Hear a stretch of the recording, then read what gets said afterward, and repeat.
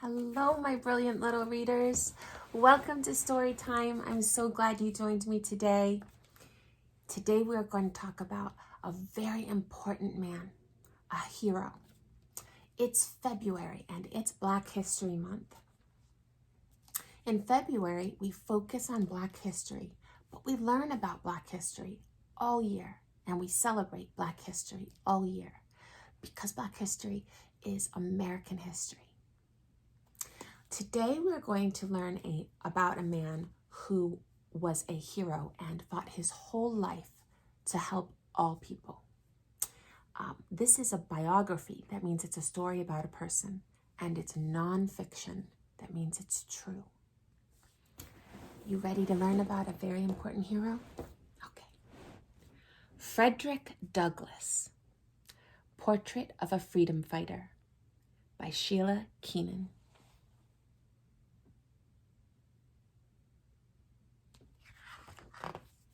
Frederick Douglass, Portrait of a Freedom Fighter.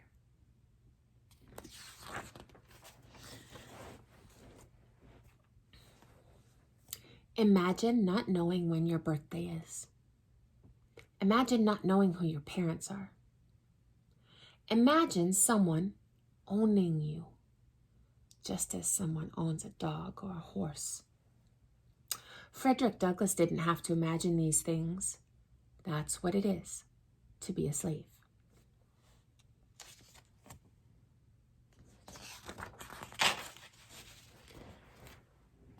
Slaves were normally given clothes only once a year. Frederick's 2 coarse shirts, 2 pair of pants, 1 jacket, 1 pair of socks, and 1 pair of shoes had to last through the entire year of hard work outdoors. Most slaves lived in very small, rough cabins with dirt floors. With so few clothes, it was hard for the slaves to keep warm at night. Frederick used to sleep inside a grain bag. His feet dangled out in the cold.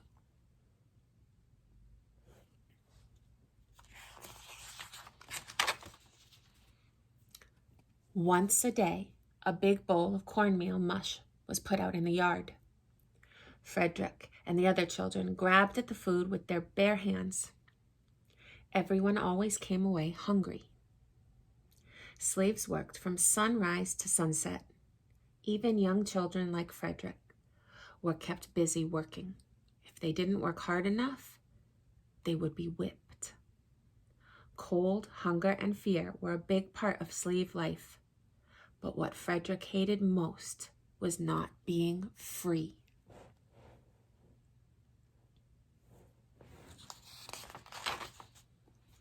When he was 7 years old, Frederick was sent to Baltimore to work as a slave for the Auld family.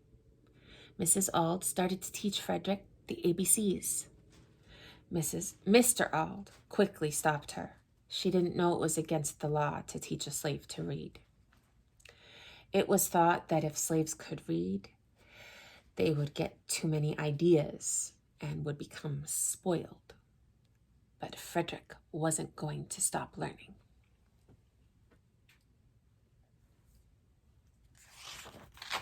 Frederick hid an old spelling book and taught himself to read it. He dared street boys to prove they knew the alphabet. The boys drew chalk letters on the walls. Frederick copied all the letters.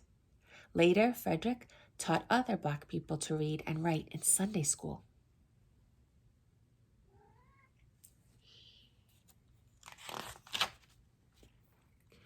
When he got older, Frederick worked as a shipbuilder. All the money he earned went to Mr. Auld. Why are some people masters? Frederick often asked himself. Why am I a slave? Frederick couldn't stand it any longer. He decided to run away. Frederick disguised himself as a sailor.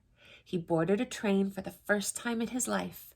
The train took him north to New York City and to freedom.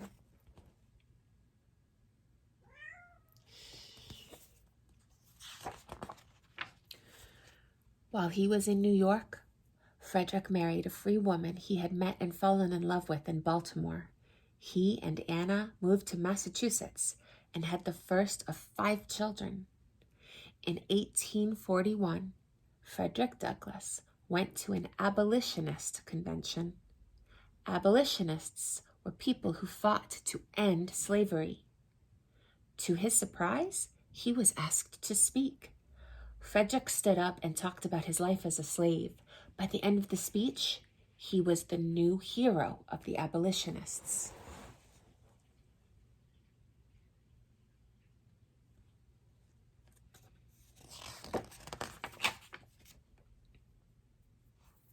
Frederick Douglass traveled to 100 public meetings around the country. He spoke about the cruelty of slave life. Some people who came to the meetings did not believe slaves should be free. Name-calling, egg-throwing, and fistfights sometimes broke out. But Frederick Douglass kept on traveling and kept on talking about how wrong slavery was.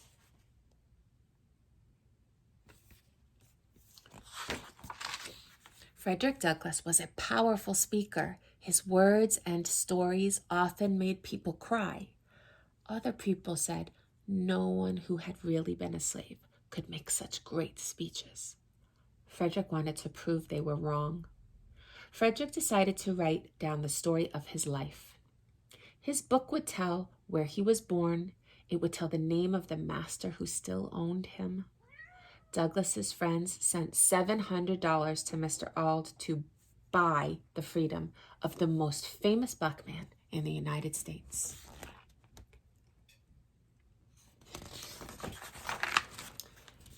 The Douglass family moved to Rochester, New York. Frederick started his own newspaper. He named it after the star that runaway slaves followed north to freedom, the North Star. Douglass published the North Star for 17 years.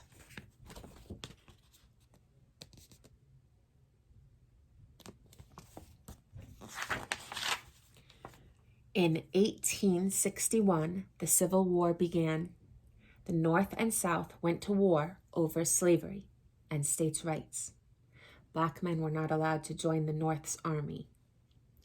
Douglass spoke out against this. 3 years later, his own sons were amongst the first black men to serve in the Civil War.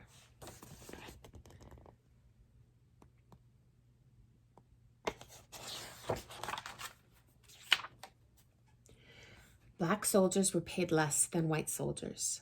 They got the more dangerous jobs, too. Douglass visited President Lincoln to discuss these problems. The 2 tall, distinguished men, one an ex-slave, one the President of the United States, met at the White House. President Lincoln promised to see about an increase in pay for black soldiers.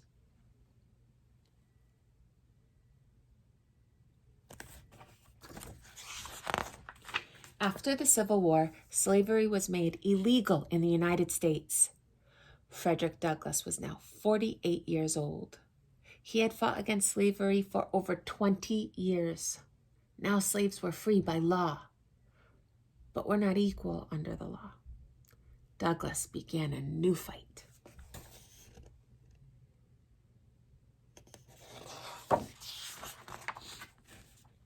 For the next 30 years, Frederick Douglass gave speeches and wrote articles about equal rights. He advised presidents and politicians. Douglass was appointed Marshal of the District of Columbia. He was the first black person to hold this job. Later, he became the minister to Haiti.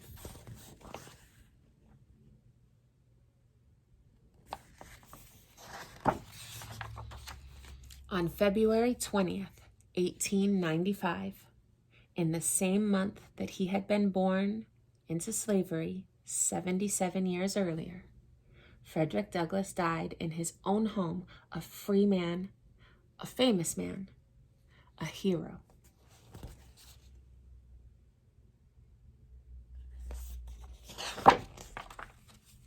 Frederick Douglass, freedom fighter.